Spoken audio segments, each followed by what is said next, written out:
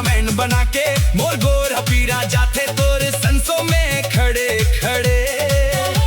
देखा thus momo chow mein आओ bill मोला था माथस जब कोई आराम से पैसा मांगे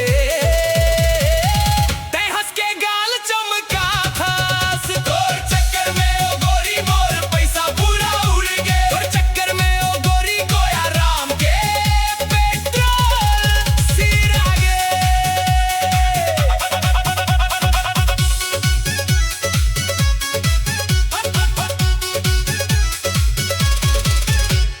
हफ्ता में 4 दिन गोरी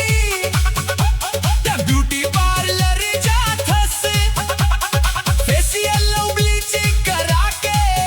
मोर बजट लाते बिगाड़थस तोर सहेली मन घलो कम नहीं है जब संग में आ जाते